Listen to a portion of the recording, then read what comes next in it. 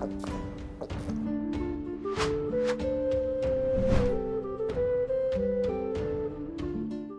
Moin, hallo und herzlich willkommen zu einem neuen Video hier auf meinem Kanal. Heute gibt es hier eine Runde Shakes and Fidget. Heute möchte ich mal etwas Verrücktes mit euch zusammen ausprobieren. Und zwar seht ihr bereits schon, dass mein Trank in 4 Stunden ausgelaufen ist.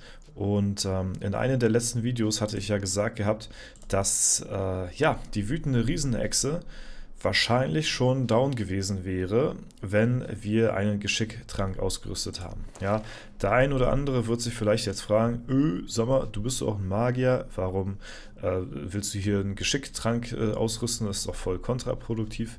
Naja, wegen der Kunigunde. Ja, die Kunigunde ist hier in diesem Fall der Hardcore-Carry und ist die einzige Chance, wie wir hier an der wütenden Riesenechse vorbeikommen. Da halt eben die Gegner jetzt hier mittlerweile so viel Leben haben, dass wir selbst mit unserem Magier da nicht viel ausrichten können. Und die wütende Riesenechse, ja, die hatte ich schon mittlerweile auf 1 Milliarde Leben runtergekloppt.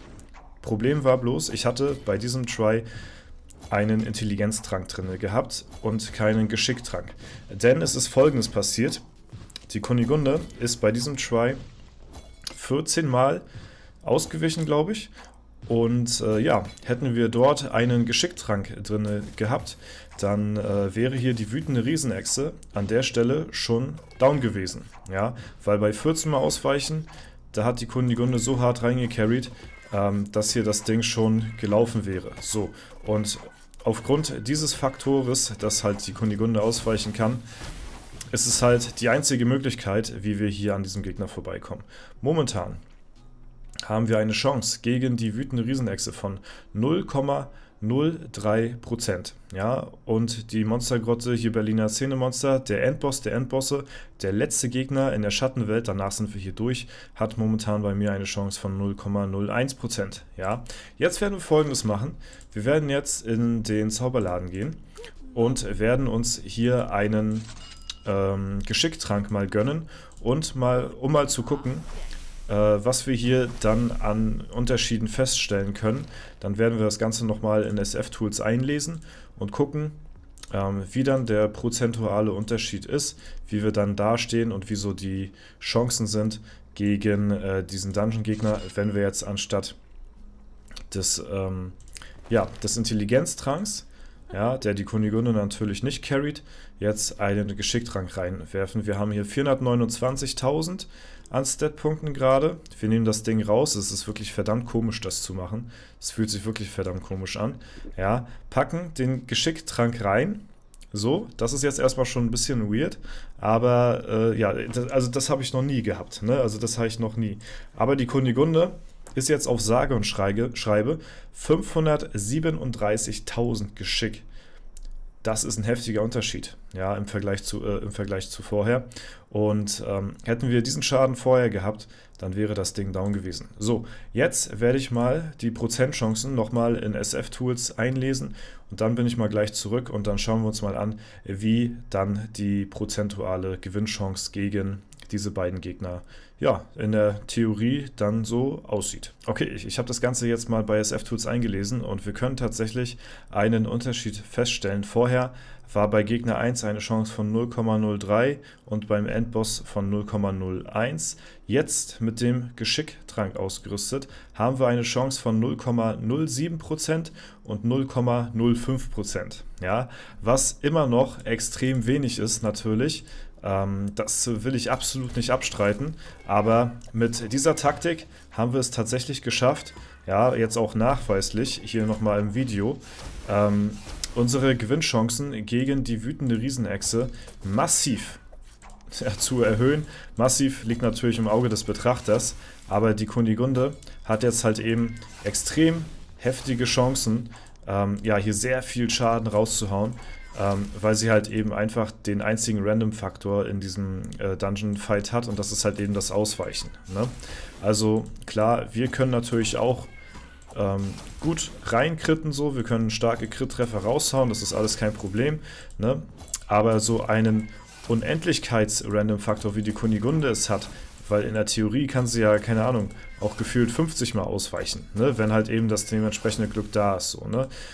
Das ist halt bei den anderen Klassen nicht gegeben. Da haben wir halt eben, ja, können wir halt mehr Schaden raushauen, aber irgendwann ist die Waffenspanne ja dann auch ausgereizt mit den Crit-Treffern in Verbindung. Ne? Da ist dann auch irgendwann das Maximale ausgereizt. Aber bei der Kunigunde ist das Ganze wirklich, kann das Ganze wirklich sehr, sehr helfen. So, und wie gesagt, wir hatten den Gegner schon mal auf 1 Milliarde Leben runter. Kunigunde 12 Mal ausgewichen und dadurch ist der Gegner hier am Ende des Tages gefallen. Ja? Ob das Ganze jetzt stattfinden wird, wage ich zu bezweifeln, weil dass die Kunigunde so oft ausweicht, ist natürlich auch mit ziemlich viel Glück, steht mit ziemlich viel Glück in Verbindung. Ne? Ihr seht ja auch, dass sie halt eben auch fast, keine Ahnung, wenn die mal gekrittet wird, wird die auch mehr oder weniger gewone-shottet so, ne? Aber sie ist jetzt hier halt eben der Main Damage Dealer in dem Fall, hat hier auch einen guten Geschickwert am Start, haut hier gute Crits raus und das ist jetzt halt eben einfach nur eine Frage der Zeit. Also wenn wir die wütende Riesenechse in Zukunft besiegen wollen, dann werden wir uns auf die Kunigunde verlassen. Ich werde mal schauen, dass ich in Zukunft vielleicht, falls ich mal irgendwie durch einen Kalender oder so einen Geschicktrank irgendwie mal über habe, dass wir den mal aufbewahren und dann mal, irgendwann in ferner Zukunft sagen, okay, wir tryen hier nochmal ein bisschen die wütende Riesenechse, wenn die Prozentchancen generell ein wenig besser dastehen so, ne? Aber durch diese Taktik kann man schon ein bisschen was rausholen, ne? Das ist gar nicht so verkehrt, wenn man das möchte. Man muss halt eben nur darauf achten, dass man dann halt auch die Pots dementsprechend nach den Dungeon Tries wieder wechselt, weil ansonsten steht man in der Ehrenhalle natürlich relativ doof da, würde ich mal so sagen. Ne? Ich meine, ist natürlich schon ein heftiger Unterschied, ob man einen Pot drin hat oder nicht, oder halt eben den verkehrten oder nicht. Ne? Und doof angeschaut von der Gilde wird man wahrscheinlich dann auch. Ja, kann sich dann auch keiner erklären. Aber ja, das wollte ich euch nur mal zeigen hier in dem Video. Finde ich persönlich sehr interessant. Probiert das Ganze mal aus. Ne? Rechnet das vielleicht vorher mal mit SF-Tools durch, ob euch das irgendwie in bestimmten Situationen weiterbringen kann. Ne? Gerade so, wenn man jetzt, keine Ahnung, mit Klassen kämpft, wie zum Beispiel den Battle Mage. Ja? Das ist halt eine Klasse, die macht halt eben nicht so viel Schaden in den Dungeons, die performt nicht so gut, die ist sehr konstant. Da muss man sich gerade dann halt eben auf die Begleiter verlassen und da kann so eine Taktik hier gar nicht mal so schlecht sein, auf jeden Fall. Ne? Nur dass man selbst jetzt halt eben nicht mehr so viel Schaden macht, aber die Kunigunde ist halt das, ne? Ja, schade. Ich habe gedacht, wir kriegen hier nochmal einen schönen Random Try raus, wo die Kunigunde hier gut regelt. Leider ist dies nicht der Fall. Ich will auch nicht allzu viele Pilze hier verbraten. Ne? Ich wollte euch das Ganze nur mal zeigen, wie es aussieht von den prozentualen Chancen her. Und dass wir in einem guten Versuch mit der Kunigunde hier auf jeden Fall die besseren Karten hätten als mit den normalen Pots, die man so drin hat. Es ist ein bisschen ungewöhnlich, dieser Playstyle. Aber ja, er ist auf jeden Fall valid so. Ne? Ich werde das Ding jetzt wieder rausnehmen. Ich wollte euch das Ganze nur mal zeigen. Ist natürlich ein kleiner Waste, sag ich mal. Ich werde jetzt nicht einen neuen Geschicktrank holen. Ich werde mir dann das nächste Mal einen aufbewahren, falls ich irgendwie mal so einen mitnehmen sollte, durch Kalender oder so. Ne? Weil da kriegt man ja ab und zu mal... Ah, guck mal hier, da haben wir sogar am 4. Ja, oder beziehungsweise in Türchen 4 haben wir sogar einen Geschicktrank, den werde ich mir dann aufbewahren, ne? Und dann, können wir das mal gucken, ob wir das mal nehmen. Obwohl, warte mal, aus dem Kalender, die Tränke, ich glaube, die kann man für 10 Millionen an Wert verkaufen. Ja, vielleicht verkaufe ich den dann doch lieber und dann, nehme ich mir halt eben einen durch den Shop dann nochmal mit, weil da kosten die natürlich nur 5 Millionen. Wäre natürlich schön doof, wenn ich den dann verkaufe für den doppelten Wert, beziehungsweise trinke für den doppelten Wert. So, ne? Das macht natürlich nicht sehr viel Sinn an der Stelle. Ne?